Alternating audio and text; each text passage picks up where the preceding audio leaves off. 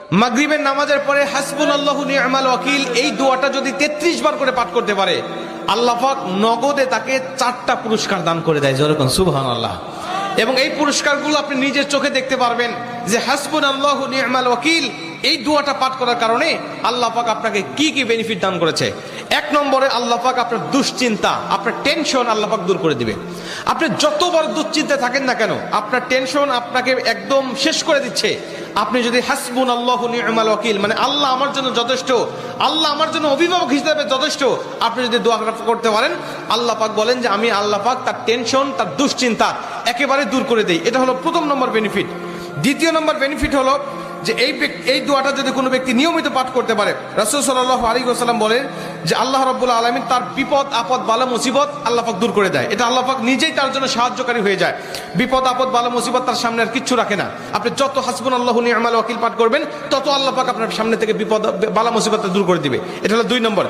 3 নম্বরে নবীজি সাল্লাল্লাহু আলাইহি ওয়াসাল্লাম বলছেন যে ব্যক্তি হাসবুনাল্লাহু নি'মাল ওয়াকিল বেশি বেশি পাঠ করবে, আল্লাহ রাব্বুল আলামিন সে যদি কারোর দ্বারা জুলুম শিকার হয়ে থাকে, সে মাজলুম, তার উপরে কেউ জুলুম করেছে, তার উপরে কেউ কষ্ট দিয়েছে, তাকে এই কষ্টটা সে পেয়ে আল্লাহ পাকের কাছে হাসবুনাল্লাহু নি'মাল ওয়াকিল পাঠ করেছে, আল্লাহ পাক বলেন নিজেই আমি ওই মাজলুমের পক্ষে হয়ে যাই, জালিমের বিপক্ষে আমি আল্লাহ নিজের অবস্থানটা দাঁড় করা দেই। যেরকম সুবহানাল্লাহ।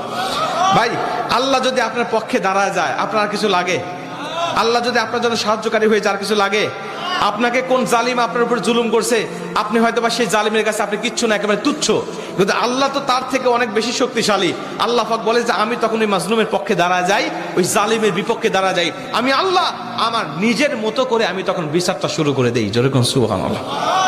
এজন্য যদি কেউ আপনার উপর জুলুম করে, আপনি হতাশা হবেন না, আপনি কষ্ট পাবেন না, আপনি আসমানের দিকে মুখটা উঁচা করে বলবেন হাসবুনাল্লাহু নি'মাল ওয়াকিল নি'মাল মাওলা ওয়া নি'মান নাসির।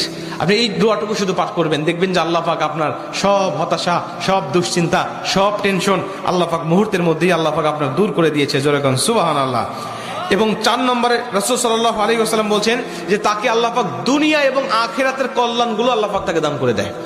দুনিয়াতে যত কল্যাণ, যত খারাপই আছে এগুলো দূর করে দেয়, কল্যাণগুলো আল্লাহ পাক দান করে দেয়। আবার আখিরাতের যত কল্যাণ লাগবে আপনার সব কল্যাণগুলো আল্লাহ পাক আপনাকে দান করে দিবে।